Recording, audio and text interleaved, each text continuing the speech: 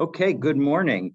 Today's daf is Nun Chet, daf Nun Chet in Ketubot. We are at the bottom of Nun Zayin Amabet, and let me share my screen, and so that you have the outline of today's daf. So, in the Mishnah that we learned together yesterday, we noted that a groom becomes obligated to feed his bride once the set time for Nisuin arrives.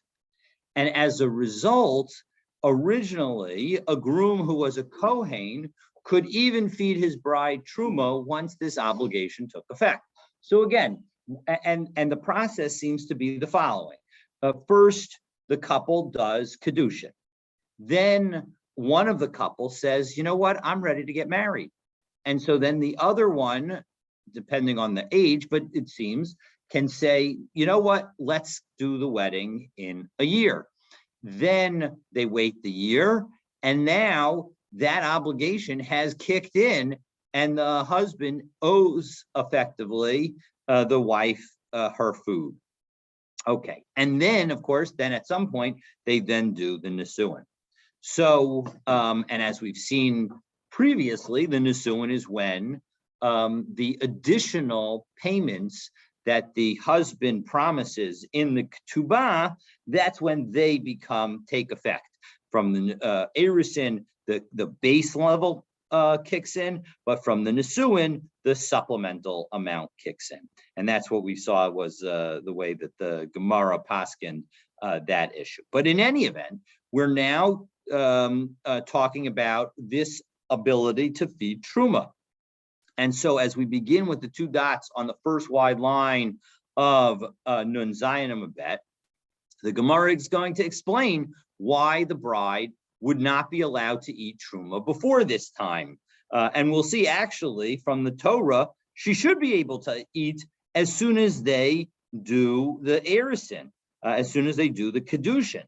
So let's take a look. So again, first of the wide lines, Higizman below Nisu. That's the quote from our Mishnah, that if in fact the time for their marriage has arrived and they did not yet marry, she is allowed to eat truma.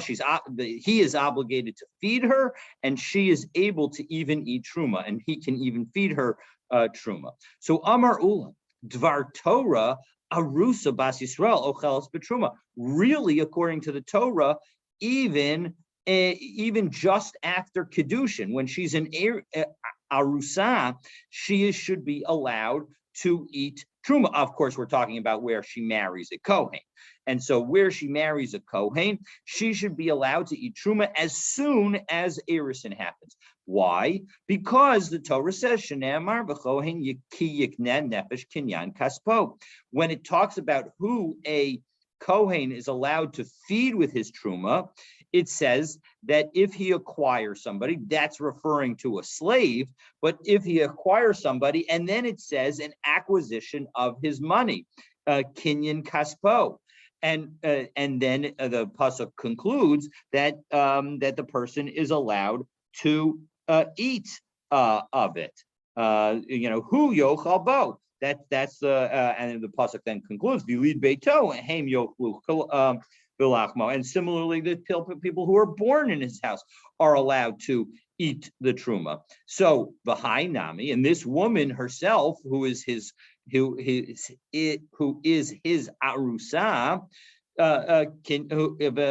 kinyan kaspohu. That's also a part of his acquisition. So matam amru eina ochelas. So what's the reason that the rabbis say that she's not allowed to eat truma immediately upon becoming an arusa, and she has to wait at least until the time that they were supposed to do nisuin? And again, in the end of our Mishnah, it said that they later determined in the Beit Din that they have to wait until actual chuppah. So why is it that they had to wait? So Shema Yimzagula Kos Bevesaviya. So answer number one that Ula provides is that maybe she will share from her cup of truma wine, presumably, to the rest of her father's house. V'tashkeh la'achia ula'achota. and she will drink, give to drink her sister and brother, her brother and sister. And so as a result, that's going to be problematic. And so because her brother and sister are not Kohanim, they are not able to eat Truma. So that is why we won't let her eat Truma outside, when she's still in her father's house. Well, tsunami. Well, in that case, even if the time has arrived for them to get married, shouldn't she also be prohibited to eat Truma? What changes at that moment? Hasam duchta miyached la. In that situation, the person is going to designate a place for her to eat. And so as a result, because he's going to designate a place for her to eat, so then she is able to eat it. And of course, the reason that he'll dedicate a place for her, designate or dedicate a place for her, is because he has the obligation to feed her. Before that, he may be able to feed her, but he doesn't have the obligation. And so as a result, there's no reason for him to set aside a new place. Elamayata, well, 1 second, if that's true, Lakit Kohen Yisrael, Lo Lechol B'Truma, maybe if the Kohen is a field hand where he's gathering the grain in somebody else's field, maybe, and specifically a field for a Yisrael who's not a Kohen, maybe he should not be able to eat Truma. Because what happens if I'm your field hand? We'll pretend I'm a Kohen for a moment, and I'm your field hand, and you, come out to help with the field as well, because you're the owner. You want to watch over me, make sure I'm doing a good job. Well, I very much appreciate the job that you've given me. Well, when I bring my food for lunch, I may say, hey, would you like to taste a bite of my sandwich? Because, I want to try and curry favor with you. So the Gemara, and right, so Vidilma Asulamecha Bahade, maybe you'll come to eat some of my Truma. And so the Gemara answers, Hashta mididhu safule mididei achle, right? So who's supposed to be feeding whom? The answer is that you, as the field owner, are supposed to feed me. I'm not supposed to feed you. And so as a result, that's why we're not going to be concerned. Now, Tosfos here asks a question. Well, 1 second, what about the other direction? Meaning, what if I'm now the field owner, I the Kohen, we're pretending that I'm a Kohen. What if I'm the field owner and you are the field hand and you're the non-Kohen? And why not, what happens in that situation? Why would that allow, what shouldn't I be prohibited from eating Truma in my own field? Because maybe I will end up coming to feed you, the field hand, who's a Yisrael. And so Tosfos answers that actually it all depends on the mentality of the various participants.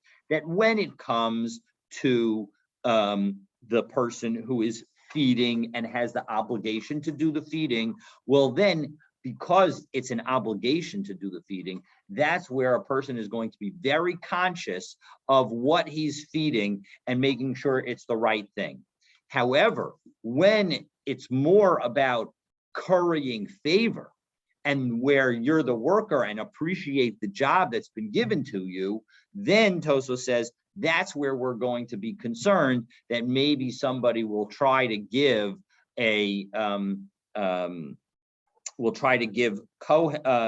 whatever food they have. They won't pay attention to what food it is. They'll just concentrate on the fact that they want to curry favor, and as a result, they will be more willing to give food, and it might end up being Truma, and that would cause a problem.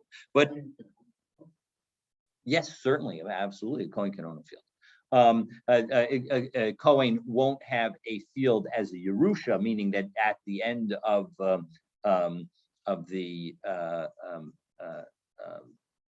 50-year cycle, there will, the field will go back to its regular owner. In addition, if it was in a walled city, it wouldn't be a field. So, I don't think that there were generally fields in the walled city. Now, it could be the field around the walled city, but I don't know exactly how the ownership of those fields were determined. Hopefully, we'll get to that at some point in Nezikin. Okay.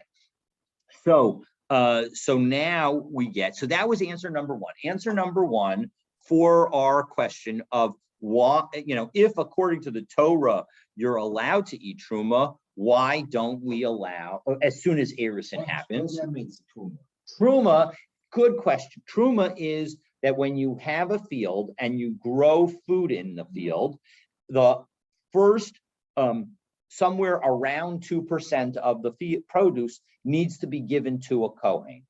And that produce that is given to the Kohen is a special charitable gift to the Kohen, and it has to be eaten in purity. The Kohen can't have touched a dead body by accident. They can't, a variety of different ways of becoming tamei. The Kohen needs to be perfectly pure, and the food has to remain perfectly pure as well. And that's what we're talking about when we talk about truma. So now here we're going to have the second answer. Rav Shmuel bar Rav Yehuda Amar, why is it that we don't allow the woman after they do Kedushin to eat truma, even though according to the Torah, she should be allowed to eat truma? Mishum simpon, because we're concerned about a contractual condition that would allow the annulment of the marriage. Specifically, that some kind of blemish will be found in her physical appearance, and that was a condition, an implied condition of the marriage, and as a result, we're going to retroactively, and this is key, annul the marriage, and that means that the entire time that they were kedushined to each other, that she was an arusa, will go away, which means that when she was eating truma, she will no longer have been allowed to eat truma. So retroactively, she'll have violated the prohibition, and that's what we were concerned about. Well, in that case, what happens if they do chuppah without marital relations? Shouldn't that also not yet allow the wife to have to eat truma, because maybe some kind of blemish will be found when they engage in their initial marital relations, and it will undo everything. So no, hasam mivdak badikla v'hader ma'ayil. If he's going to actually do the next step of marriage, he will make sure to do some kind of an examination. That doesn't necessarily mean him himself, because that would be inappropriate, but some kind of examination will happen. What do you mean by blemish? Blemish, we mean some kind of physical, some kind of. Well, presumably a toe might be something that is visible. So, but in any event, something not visible that. Correct. Well, I don't know. That's a good question. But in any event, the bottom line is that something that's not visible. Because we have the blemish with the red heifer. Correct. That's entirely different. Entirely different. Exactly. Well, I mean, not entirely different. Not entirely. True. Not entirely. All right. So Elamiyata. So in second. So now again, if we're doing this approach that Rav Shmuel offers, well, 1 second, shouldn't we have a similar concern in another case? Eved Kohen Shalachum Yisrael Lo Lecho B'Truma Mishum Simpon. When the Kohen buys a slave, shouldn't we also stop the presses and not let the slave eat the truma, because maybe that transaction of the purchase of the slave is not a valid purchase and will be retroactively undone? So no. Simpon ba'avadim leika, you don't have a situation where that would be the case, because abrai, if you can see the defect, he sees the defect, and he's buyer takes the defect if he knows about it ahead of time.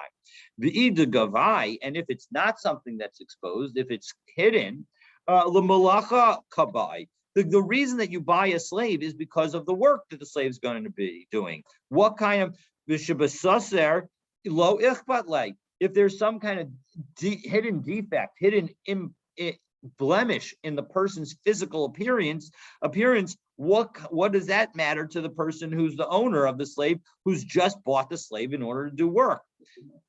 Well, that's true, but well, even the female slave, because I mean, I guess we could say, we did say, right, that the owner would buy a female slave who is who is a virgin in order to give pleasure to his male slave that he was going to.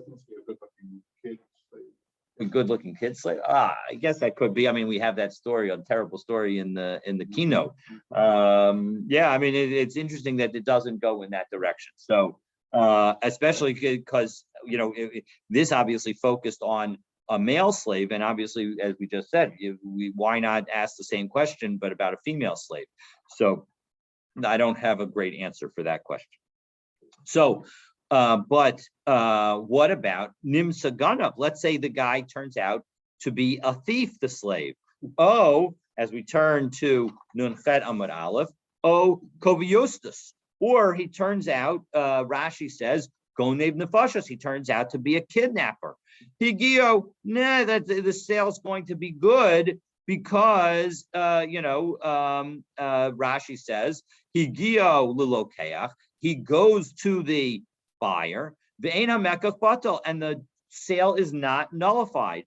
Ubraisahi, Basra, Bahamocher Peros, Hamocher Eved Lechavero. Right in the Perika Mocher Peros, it says that if one sells an Eved to his friend, the Nimza Ganav O Kobiostis, he giu Shistaman Ganavimhain. Because we understand that a typical slave is going to be a ganav. He's not going to necessarily respect anything. And who could blame him? He doesn't have any possessions in his entire life. Everything he gets, he needs to steal. So and indeed, we've seen a couple of times that there is no obligation to feed a slave in that regard. So in any event, the bottom line is that we expect our slaves to be thieves. So what's the surprise?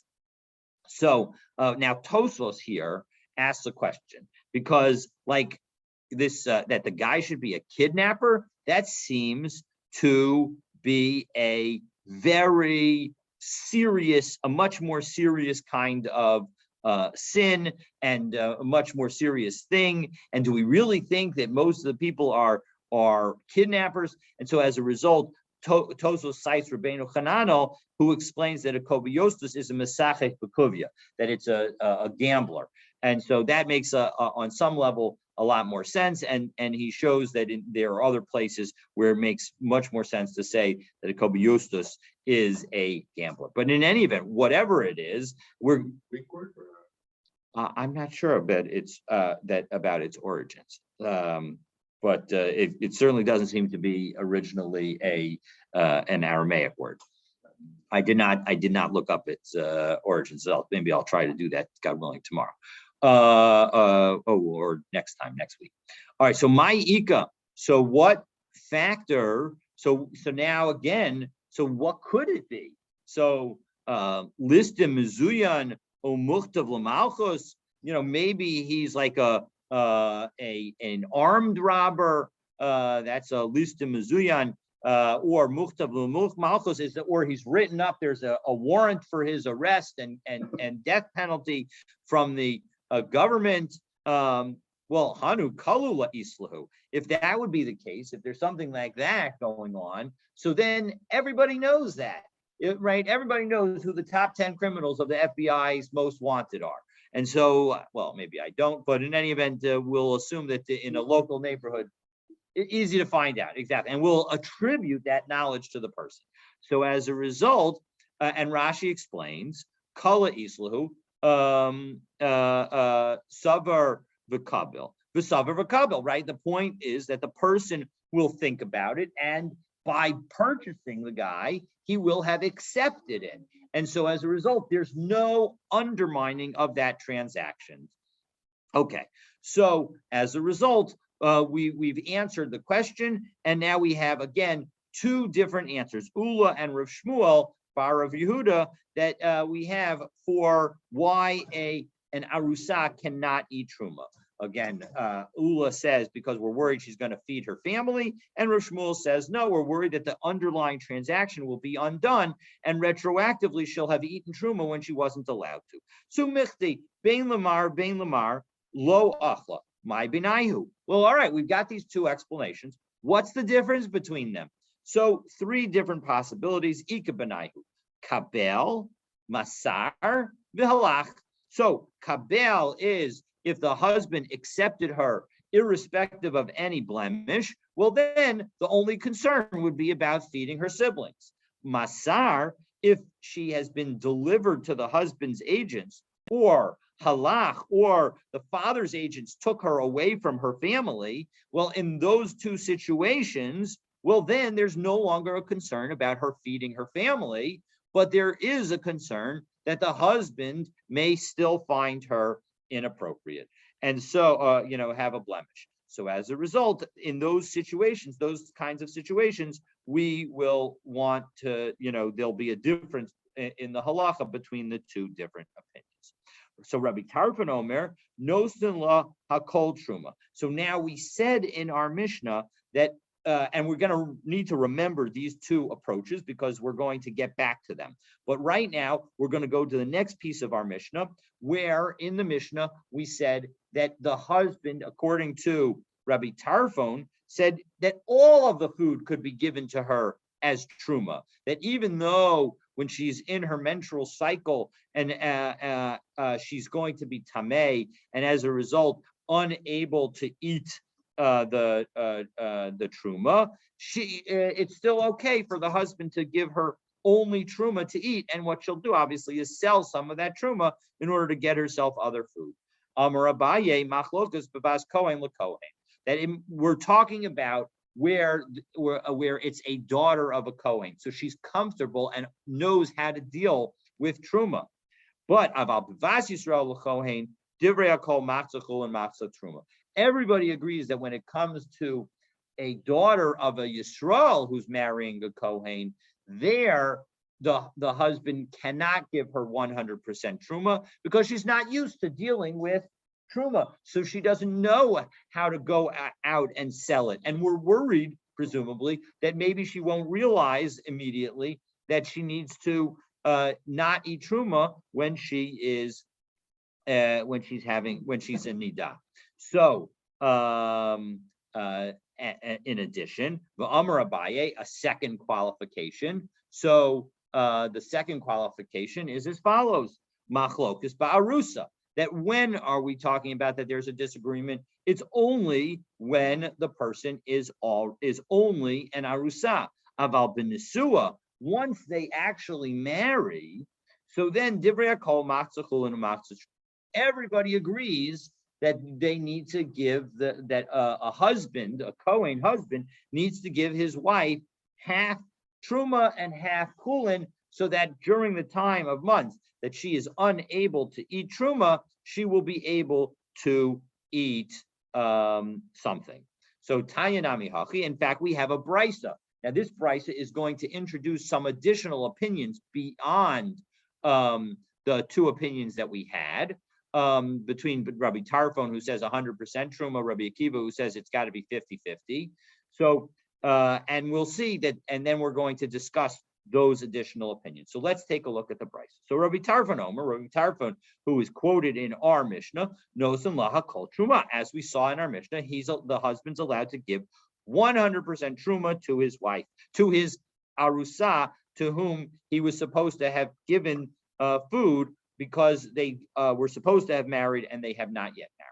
Rabbi Akiva omer machzachul and machzah truma. No, Rabbi Akiva says you have to give 50% truma and no more than 50% truma, so that she has food to eat when she is not tahor, when she is tamei. So b'medvar mamurim, in what situation are we talking about that this is an argument?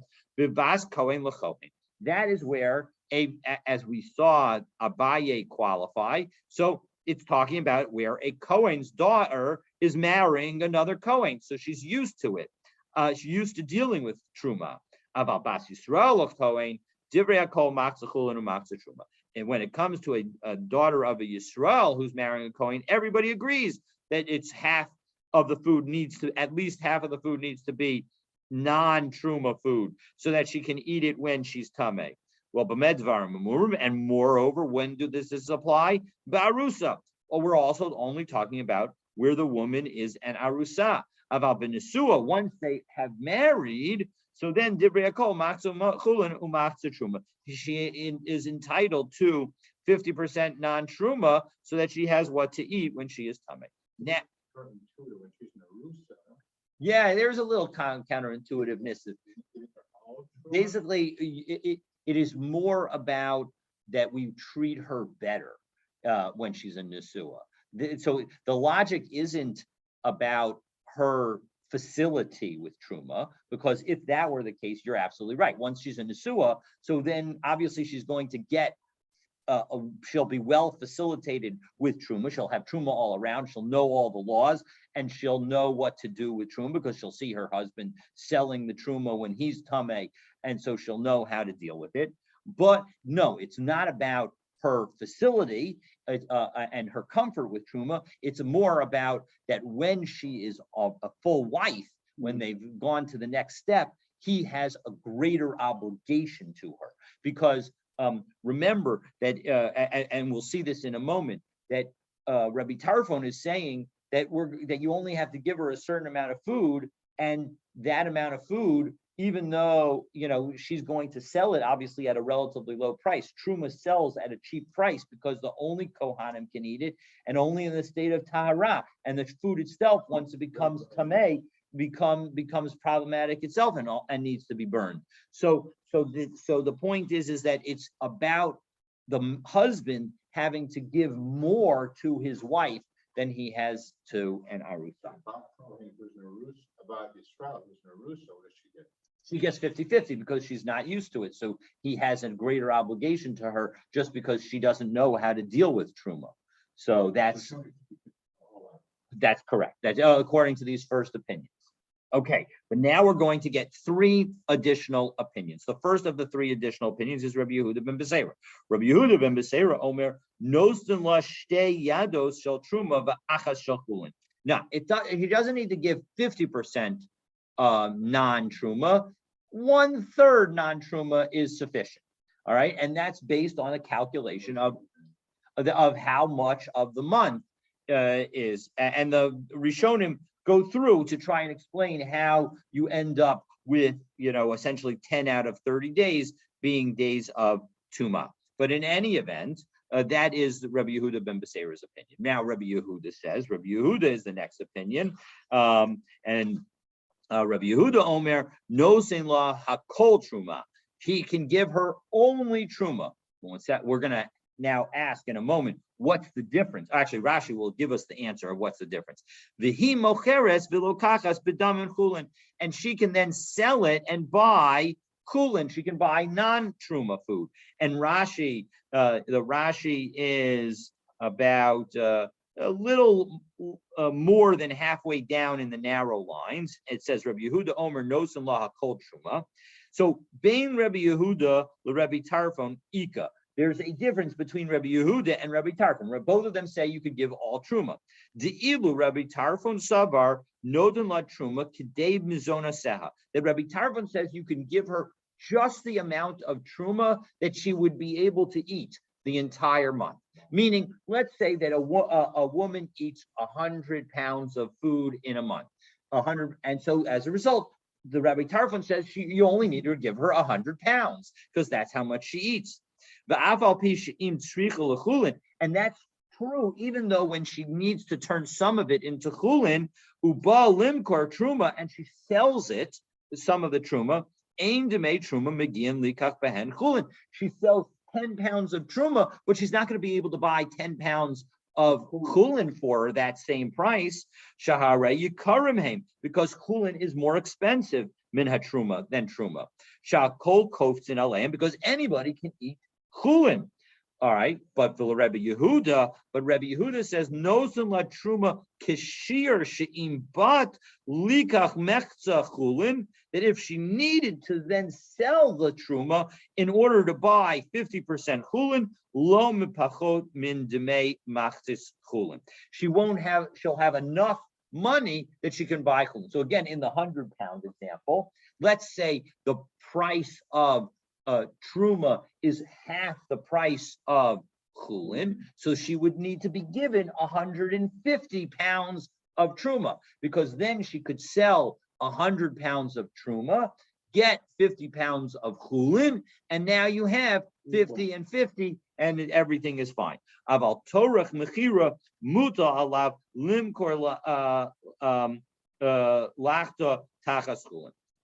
So that, but at the moment, Rabbi Yehuda would obligate her to go around and do the work to find the best price for her truma, and so if the quick sale price of truma is half the price and the slow sale price of truma is 75% of the price, she would only need to be given based on the 75% of the price, because we're going to see another opinion in a moment. Because what is Rabbi Shimon ben Gamliel? Now the fifth and final opinion, Rabbi Shimon ben Gamliel Omer, Kol makom shehuzkara truma nosen la kiflayim bechulin. That basically you can assume that the price of truma is half the price of chulin. And Rashi explains here, kasavar lo mitarchin la lamokra. Rabbi Gamliel, excuse me, Rabbi Shimon ben Gamliel is saying that we're not going to make her do the work of finding the best price for truma. B'shavuya ella nosin la truma harbe. We're going to give her a lot, kadesha titnena bazul, so that she can then sell it cheaply. V'timtza lokim harbe, and find lots of quick buyers, and so that way she'll be able to get whatever she needs. And so now, although Rashi has already explained to us the difference between Rabbi Yehuda and Rabbi Shimon ben Gamliel, so the Gemara asks the question, "My beinayu, what's the difference between them?" So, Ika beinayu tircha. The difference between what Rabbi Shimon ben Gamliel is saying and what Rabbi Yehuda is saying is the amount of effort that we're going to force on her for the sale. So we have three different opinions that basically say you can give her full truma. We have Rabbi Tarfon, who says the amount of food she gets is the amount of food she needs to eat, and even though there's going to be a loss, that loss is on her. Rabbi Yehuda says, no, we don't impose the loss on her, but we also make her work to sell it. So yes, she should be able to have the right amount of food, but it's on her to sell it at a good price. And if she wants to sell it cheaply, so that's on her, she loses that. And Rabbi Shimon ben Gamliel says, no, we give her enough food. If you're going to give her just truma, you got to give her enough food that even if she sells it quickly and cheaply, she'll be able to have proper food for herself. Only for the That if so it's not 100% clear from the Brisa, because the discussion of the Bamed Dvar Mamurim was before we got the additional opinions. It's not 100% clear that the Bamed Devar Mamurim applies to these other three opinions. And really, this was all brought to just prove that Abaye was correct with respect to the Bamed Devar Mamurim, that those two qualifications about it only applies to a Kohen's daughter and it only applies when she's an Arusa, that is only about the machlokas between Rabbi Tarfon and Rabbi Akiva. But it's not an unreasonable thing to say that Bamed Devar Mamurim would apply, in which case it would only apply to the narrow case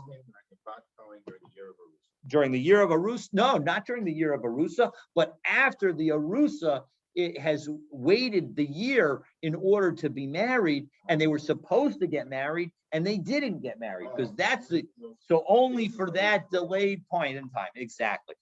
So that's the story. Now, again, one can also understand these last opinions as relating to because of the as saying even when she's married, because again we don't need to apply the full Bamed Devar Mamurim to these last opinions. It could be that even that what Rabbi Yehuda ben Beseira is saying is that even when they're married, 1/3 is enough, that he's arguing about the 50-50. And then so that was Rabbi Yehuda ben Beseira, and Rabbi Yehuda is saying, no, you don't need to actually give 50%. You could, even when they're married, give 100%, but we need to make sure that she has a full ability to sell. And then similarly, Rabbi Shimon ben Gamliel is saying, yeah, no, you don't even have to just give a full ability to sell. You need to give her full ability to sell at a very cheap price. Again, it doesn't have to be that those last three opinions are only in connection with the narrow window of when it's been waited, when she's been an arusa who's waited a year prior to Nisuin. It's almost like Kohen moves out as opposed to a Bat Yisrael. That's correct. That's correct, because and it's just because she knows what she's doing. So as a result, we're going to impose more on her. Exactly. Okay. So hayavam eno ma'achil b'truma. So we said the next piece in our Mishnah said that a shomeret yavam, a woman who is awaiting yibum, is not entitled to eat truma. By the way, as an aside, yesterday I couldn't remember the term for the rabbinic act of causing the yavama to be dedicated for a specific brother, which is corresponding to kedushin, and the term that I couldn't remember was ma'amar. That there is a ma'amar. So zika is the relationship that happens automatically, and then ma'amar is when one of the brothers actually says, I'm going to do yibum with you, and then it's effectively like Erison, but we're going to see it isn't Erison. Okay, so now what is the reason that she doesn't get to eat truma? So kinyan kaspa amar rachmana. It is because she needs to, the Torah, when it allows somebody to eat truma, when it's a possession of a Kohen to eat truma, it's because of the concept of kinyan kaspo, v'hai kinyan de'achivhu. And this, it wasn't, she was never acquired by the Yavam, she was acquired by the Yavam's brother. And so as a result, he has no right to eat. She has no right to eat truma. Okay, so Couldn't she still be eating the truma from the estate of her dead husband, who's also a Kohen? well, that's an excellent question. I don't remember how we came. I think she gets cut off from truma, that she essentially goes back to her father's house. She doesn't have any children. She's now a widow. I believe she goes back to her father's house. And so as a result, if her father's not a Kohen, she's not going to be entitled to eat. Even though the estate still has to support her. I believe that, first of all, it may be the same concern that the rabbis had with respect to when she was in her father's house before. And I believe that again, we're still worried about her feeding her family from the truma. Okay, so that's the yavam. Now we had in our Mishnah, we talked about first when there were 6 months between them, then there was 11 months and all but 12 months minus a day with her husband and 1 day with the yavam, or 12 months minus a day with the yavam and 1 day with the husband. So obviously it would be in the other order, 1 day with the husband and then 12 months minus a day with the yavam. Well, 1 second. Hashta b'fnei Baal habal amrat lo. Once you said that where almost the entire 12 months was with the husband, b'fnei hayavam miva, do you need to tell us that if you had 12 months minus a day with the yavam and only 1 day with the husband, would we really need to tell us that? So that, yeah, you're absolutely right. The Gemara answers, Zo, be'ein sarach lomer zo, Tani. This is the case, and for sure that's the case, is how we're learning this. And so as a result, that's the explanation of our Mishnah. So yes, the Mishnah taught us a case that we didn't need to learn. All right, Zo Mishnah Rishona. So again, our Mishnah ended by noting the fact that originally they were not allowed to, originally they were allowed to eat truma once the date of the wedding arrived, but then later they said, no, you actually have to have chuppah. So my timer, what's the reasoning for the second court? Why did the court change the rule? So Amar Ula v'itema Rabbi Shmuel Bar Yehuda. So again, Ula, who answered originally the fact that we were worried about feeding her family, and potentially Rav Shmuel, who answered that we were worried about an annulment. So one of them said, Mishum Simpon, because we're worried about the annulment. Well, 1 second. So Bishlam Ula, everything makes sense if we say it was Ula who made this statement. Kamaisi, originally, when they allowed the feeding of Truma between the 1 year date and when they eventually get married, because originally Shema Yimzagula Kos Pavesavia. Originally the concern was maybe they're going to feed, maybe she'll feed her siblings. Ubasraisa, and then later the eventual conclusion of the second Beit Din was Mishum Simpon. They realized that the problem is that maybe the transaction will get annulled. And so that all works. That explains why we would be stricter. Elul Rav Shmuel Bar Yehuda Kamaisa. But according to Rabbi Shmuel Bar Yehuda, Kamaisa Mishum Simpon, Uvasraisa Mishum Simpon. What's the difference? What changed between the original Beit Din, the Mishnah Rishona, and the later Beit Din? My Beinayu. What's the difference between those two? So Ika Benayu. There is in fact a difference. Bedikat chutz. So it's the checking of chutz. And we'll understand this the way Rashi does. That take a look at the first of the narrow lines in Rashi. But b'dikat chutz shebadka biyan krovosav. She is being checked out by his relatives, and so Mar Savar, the original court, b'dikat chutz shma b'dika, the checking by her, his relatives is going to be sufficient. Umar Savar b'dikas chutz lo shma b'dika. No, that's not enough. He needed a better checking than that. And so as a result, that's going to be a problem. So all right, so the kodem shiyotzi me'osav mizonasa kvar badka. Right. Again, if we take a look in Rashi's second Rashi, that before she goes, he spends any money on her food, he will make sure to have checked her out. That's why we're not going to worry about annulment. But the later Beit Din said, it's not a valid bedika. He needs himself to check her out. And so as a result, we need the actual bedika of going through chuppah, including the beginning of presumably the marital relations opportunity. Okay, so that is the story, and we are now ready to continue with the next Mishnah. And before we do that, I will note that we have seen previously that the husband has the rights to the wife's earnings, and in exchange, he has to support his wife. And so that's going to be our topic in this next Mishnah. Specifically, how strong are the rights that the husband has to the wife's earnings? So let's take a look.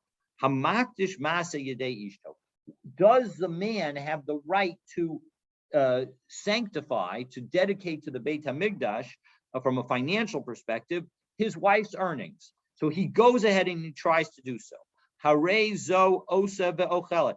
Even though he's tried to do so, it does not take effect. She has the ability to work and eat, i.e., she can keep the proceeds. Hamoser.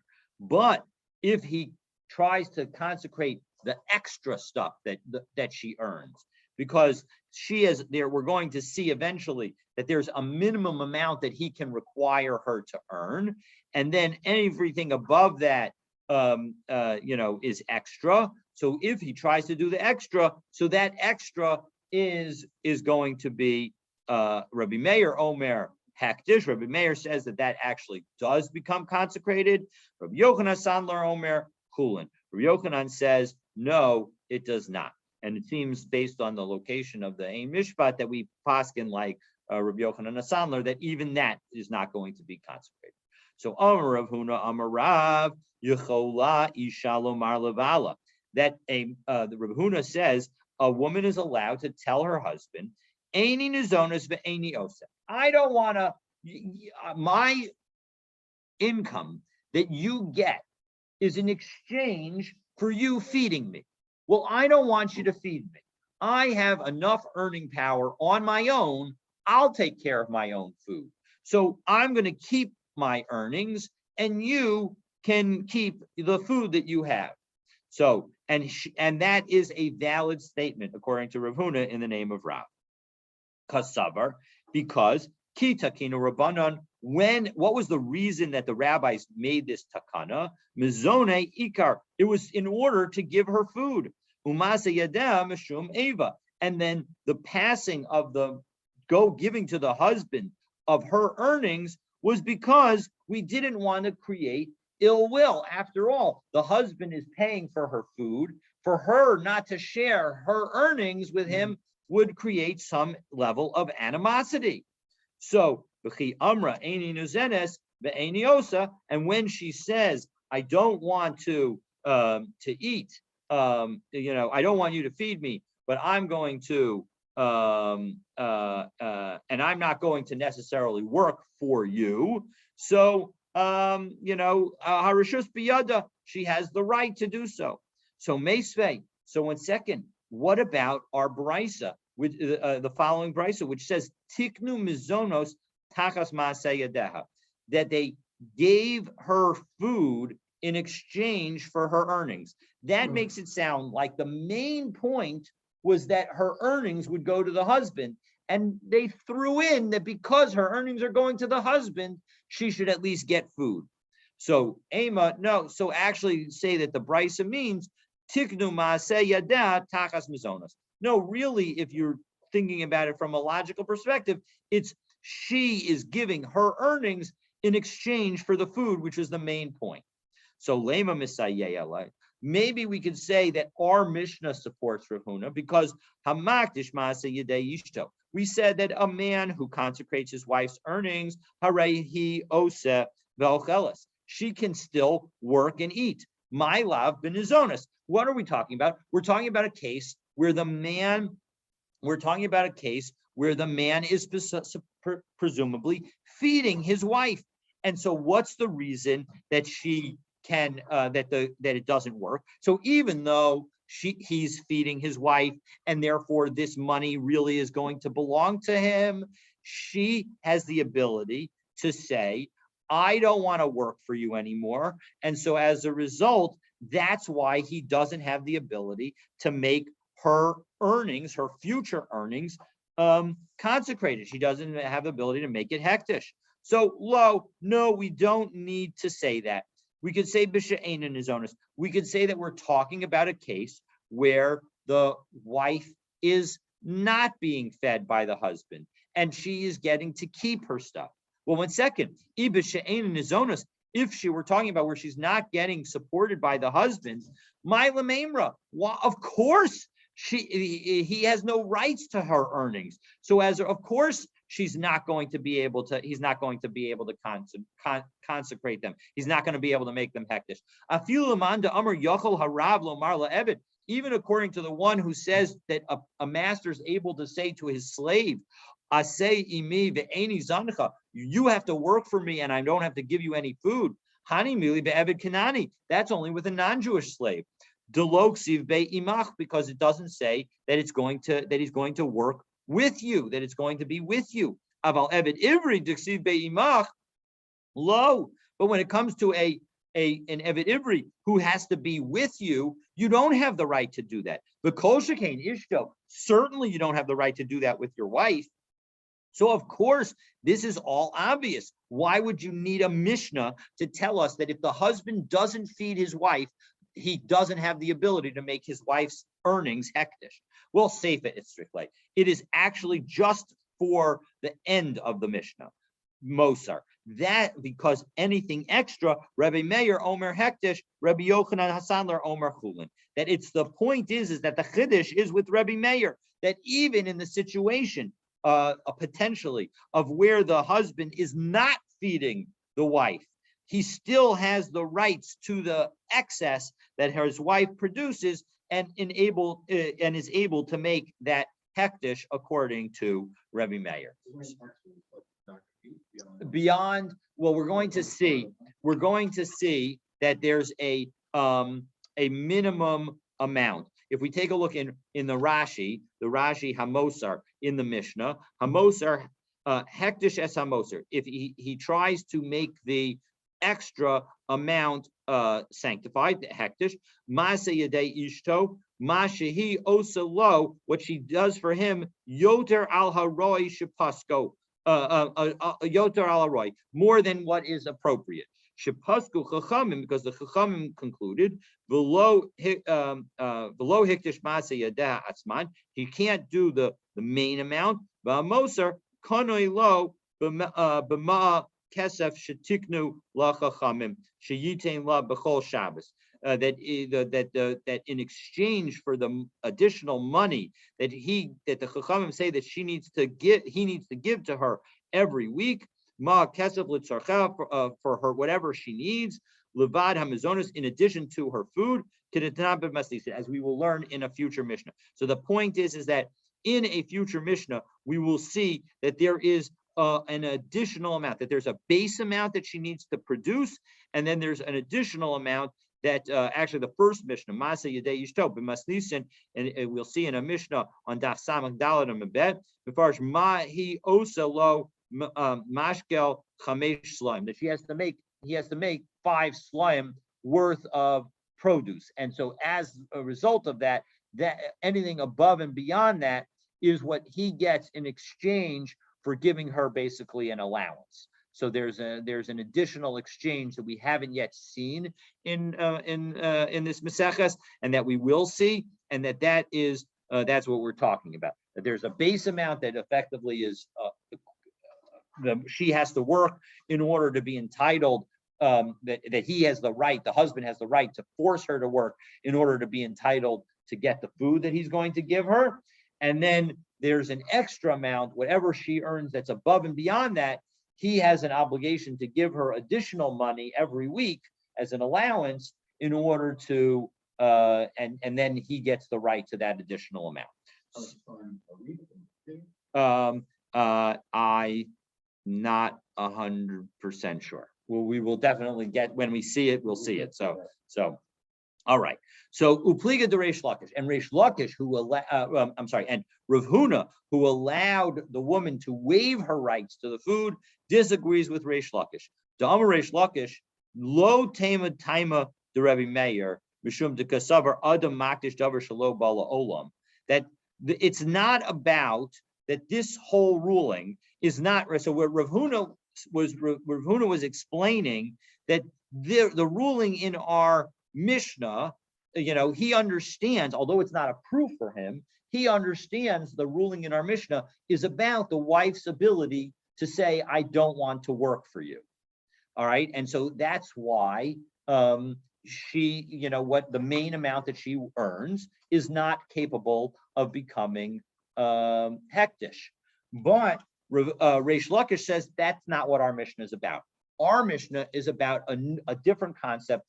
Actually, our Mishnah is not about a concept that we're about to mention, and then he's going to raise the topic. So what is the Mishnah going? What is he going to now say? He's going to tell us that Rebbe, there's this idea of what can you do?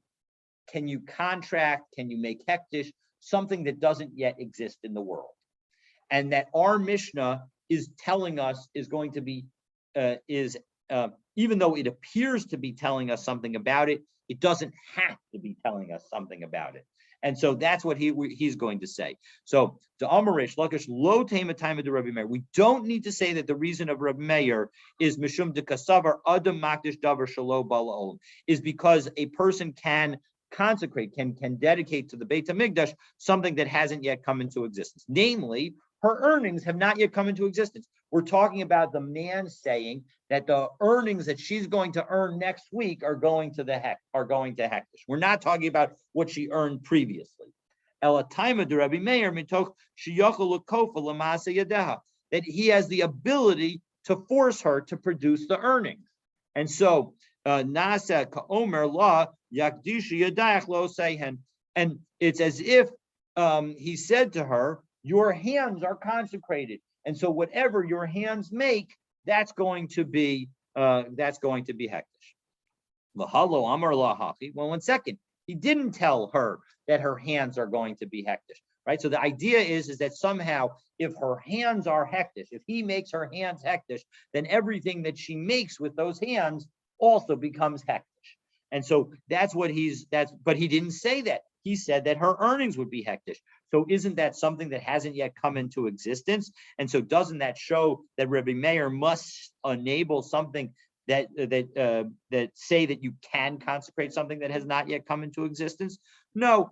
Kevan disham inan leila Rabbi Meir da'amar ein adam motzi dvarav levatala. That no, we're going to implicitly understand the man's statement as effectively saying that the husband is saying that the wife's hands are hektish, because we don't want people to say things that have no meaning. So we're going to give meaning to his statement. It's clear what he's trying to do. And so we'll say that what we're going to imply in his words, the words that are necessary to have him do the thing that he's trying to do.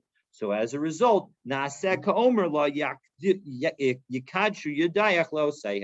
as if your hands are consecrated to the one who made them, namely to Hashem. The Sava Rabbi Meir ain't other makdish davar shelo bala olam. 1 second. You, Reish Lakish, just said that you can't prove from our Mishnah that Rabbi Meir says that you can consecrate something that doesn't come into existence. That implies that Rabbi Meir says that you cannot consecrate something that does not yet come into existence. But Vahatanya, we have a brisa that says that he says that you can consecrate something that has not yet come into existence, because ha'omer li'isha, if one says to somebody, I'm going to marry you after I convert, or after you convert, or after I'm freed, or or after you become freed as a slave, or after your husband dies, or after your sister dies because I was married to your sister, or after Yavam does chalitza with you. Rabbi Meir Omer Mikudeshes. In all these situations, she is Mikudesh, because clearly he says that we can make things conditional on things that have not yet occurred. So Mahi in. So actually, yes, from that brisa, you can in fact prove that Rabbi Meir holds that one can consecrate an item that does not yet exist. But Meha Leika Lamishmal Mina. But what Reish Lakish is saying is you just can't prove it from our Mishnah. But our Mishnah is telling us but the concept that our Mishnah is telling us about is that in fact you can force the woman to do the work. And so as a result, it doesn't tell us about the ability of the woman to withhold her work, but rather it is telling us about the fact that he can force her to do the work.